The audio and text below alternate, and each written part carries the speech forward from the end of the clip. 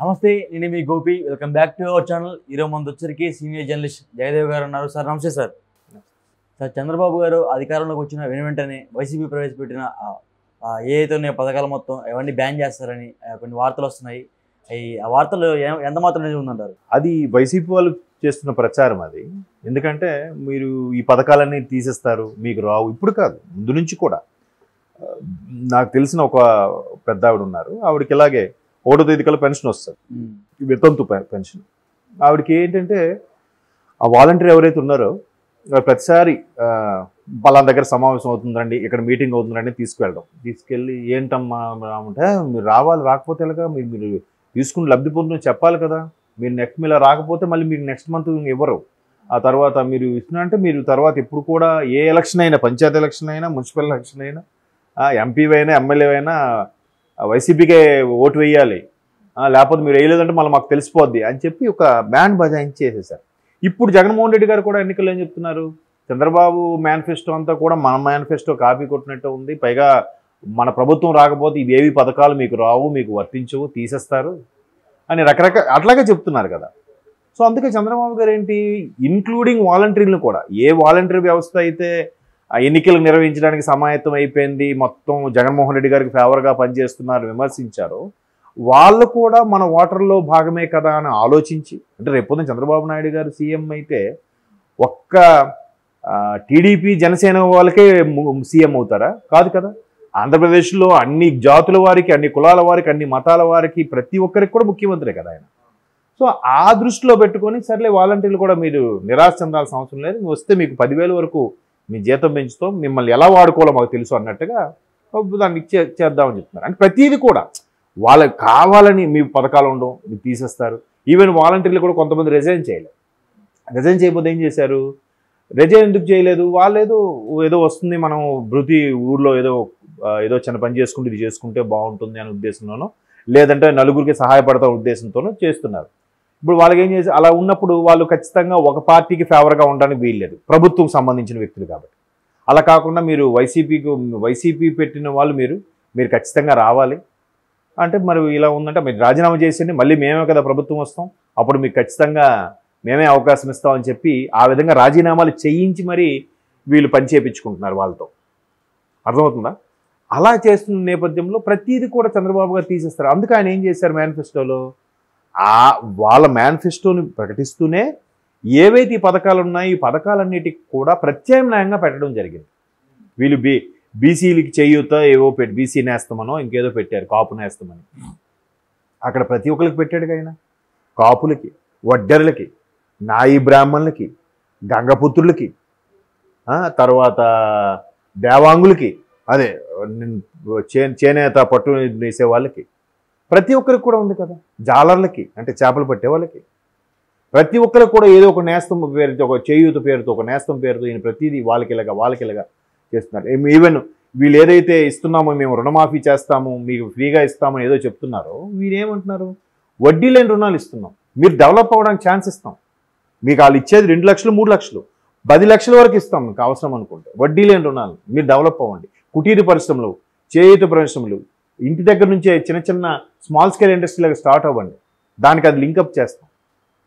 ప్రతిది కూడా మహిళలకైతే ప్రతి మహిళకి 1,500 రూపాయలు, అది ఎవరైనా సంబంధం లేదు, ప్రతిదీ మెరుగుపరిచేలా చేసి ప్రతిదీ కూడా దానికి డైవర్షన్ చేస్తామని చెప్తున్నారు తప్ప తీసేస్తామని చెప్పట్లేదు.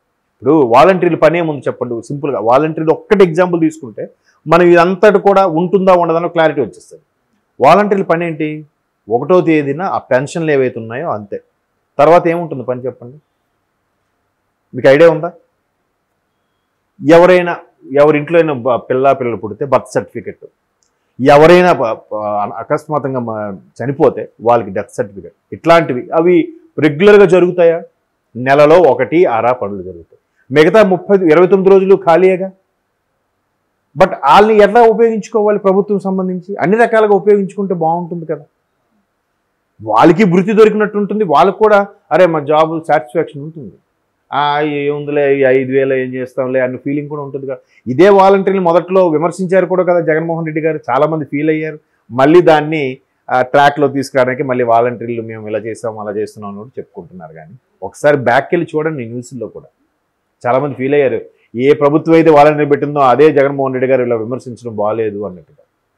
సో అట్లాగా ప్రతిదీ కల్పించడం అలా అయితే చంద్రబాబు నాయుడు గారు ఎప్పుడో చెప్పారు, నీరు మీరు అని, జన్మభూమి పథకాలని, విలేజ్ కమిటీలని, స్కూల్ కమిటీలని, ఇవన్నీ పెట్టడం వల్ల ఏంటి ప్రయోజనం? అందరూ ప్రజలు, పబ్లిక్ సెక్టారు, ప్రభుత్వము కలిసి పనిచేయడం వల్ల కదా ఏదైనా అభివృద్ధి సాధ్యమనే కదా. ఇప్పుడు మహిళలకి 1500 ఇవ్వడం, తర్వాత మహిళలకి స్పెషల్గా ఈ డ్వాక్రా ఎవరు పెట్టారు చెప్పండి? ఫస్ట్ చంద్రబాబు నాయుడు గారే కదా. అదే ఇప్పుడు కంటిన్యూ అవుతుంది కదా. మరి ఈయన ఎందుకు తీసేస్తాడు? దానికి రుణాలు ఇవ్వడం. ఇప్పుడు ఇంకోటి కూడా చెప్పారు ఈ సంవత్సరం, ఎవరైతే మహిళలు ఉద్యోగరీత్యా బయట ఈ పని చేసుకుంటారో వాళ్ళు పేయింగ్ గెస్ట్ గానో లేదా హాస్టల్లోనే ఉంటారు. ఆ హాస్టల్లో ఉండేది అమౌంట్ కూడా వీళ్ళు పే చేస్తామంటున్నారు. వీళ్ళకి ఒక అవకాశం కల్పించేలాగా కల్పిస్తామంటున్నారు. ఇప్పుడు ఆల్రెడీ బీసీ హాస్టల్ అని, ఎస్సీ ఎస్టీ హాస్టల్ అని ఉన్నాయి కదా. అలాగే మహిళలకు కూడా హాస్టళ్ళు అలా కల్పిస్తారో లేకపోతే ఏదైనా ప్రైవేట్ హాస్టల్లో ఉన్నప్పుడు దానికి సంబంధించి వీళ్ళు పే చేస్తారో చూడాలి. మరి అలా కూడా కల్పిస్తామంటున్నారు కదా. ఎక్కడ ఏం తీసిస్తామని చెప్పట్లేదు. ఇక్కడ ఓన్లీ కాపు నేస్తాము, బీసీ నేస్తాం అన్నారు. మిగతా సంగతి ఏంటి? ఇక్కడ ప్రతి దీనికి కూడా కార్పొరేషన్లు ఏర్పాటు చేసి ఈవెన్ అగ్రవర్ణాల వాళ్ళకి సంబంధించిన వాళ్ళకు కూడా కార్పొరేషన్లు ఏర్పాటు చేసి వాళ్ళకు ఒక రకమైన పథకాలు అరేంజ్ చేసి, ఇప్పుడు చంద్రబాబు గారి హయాంలో ఎప్పుడూ లేనిది ఈవెన్ బ్రాహ్మణ్స్కి కూడా పెట్టారని తెలుసా? ఆంధ్ర బ్రాహ్మణ్ కార్పొరేషన్ అని. అందులో కూడా కొన్ని రకాల పథకాలు ఉన్నాయి తెలుసా మీకు? బాగా చదువుకొని ఫస్ట్ క్లాస్ మార్కులు తెచ్చుకునే వాళ్ళకి ఒక రకమైన స్కాలర్షిప్లు, అవి కూడా ఎవరికి తెలియదు. వీళ్ళు అంతగా పబ్లిసిటీ చేసుకోలేదు. మీరు కావాలంటే కొట్టి చూడండి. అగ్రవర్ణాలకే అంత కల్పించినప్పుడు బీసీ ఎస్టీలకు ఇంకెంత కల్పిస్తారు? ఇదంతా ఏంటంటే వాళ్ళు వచ్చి నడిపించలేరు, చేయలేరు. మొన్న అయిన వాళ్ళే చేయించగలేంది. 14 ఏళ్ళు అనుభవం ఉన్నాడు, ఇంకే చేయించలేడా? దాన్ని ఎలా చేయాలో చేయలేడా? అవునా కాదా? సో అలాగా ఇవన్నీ తిప్పి కొట్టడానికి వాళ్ళు చేయలేరు అంటే ఏదో ఒకటి చెప్పాలి కదా. ఇప్పుడు ఆయనకు అనుభవం లేదు అనడానికి లేదు, అనుభవం ఉంది. తీసేస్తాడు అనడానికి తీసేస్తాడనే చెప్తున్నారు. మరి ఇవన్నీ ఇదే డ్వాక్రా ఎవరుంది? తీసేయలేదు కదా, అలాగే ఉంచారు కదా. ఈవెన్ రాజశేఖర రెడ్డి గారు కూడా చంద్రబాబు తీసుకొచ్చిన పథకాలు కానీ కంపెనీలు కానీ వాటిని డైవర్ట్ చేసి పేర్లు మార్చి చేశారేమో తప్ప ఆయన తీసిలే. అవునా కాదా? దానికి best example Rajiv Gandhi international ఎయిర్పోర్టే. ఈరోజు కూడా డొమెస్టిక్ ఎయిర్లైన్స్ పేరేముంది? ఎన్టీఆర్ విమానాశ్రయమే ఉందిగా. మరి దాన్ని అప్గ్రేడ్ అయినప్పుడు ఏమవుద్ది? ఎన్టీఆర్ అంతర్జాతీయ విమానాశ్రయం అవ్వాలి. రాజీవ్ గాంధీని ఎవరు పెట్టారు? రాజశేఖర హయాంలో పెట్టారు. అది కరెక్ట్ కాదు కదా. ఇప్పుడు ఫర్ ఎగ్జాంపుల్ ఒక ఊర్లో శాంతమ్మ ఎలిమెంటరీ స్కూల్ అని ఉంటుంది. అంటే ఏంటి? శాంతమ్మ గారు ఆ ఊరు జమీందారు ఏదో ఆవిడ ఆ స్కూల్కి స్థలం ఇచ్చిందని ఆవిడ పేరు మీద పెట్టుకుంటారు, శాంతమ్మ ఎలిమెంటరీ స్కూల్. అది రేపు పొద్దున హై స్కూల్ అయిందనుకోండి, శాంతమ్మ హై స్కూలే అవుతుంది కదా. పేరు మార్చేస్తారా? ఎవరు పెడితే ఆవిడ గవర్నమెంట్ పేరు పెట్టేస్తారా? కాదు కదా. ఆవిడ స్థలం ఇచ్చింది కాబట్టి ఆవిడ పేరు కాదు. అలాగే ఎన్టీఆర్ పేరే పెట్టాల్సింది, మార్చారు. అలాగే రాజశేఖర రెడ్డికి అప్పుడు అంటే రాజకీయం అలాగ ఉండేది.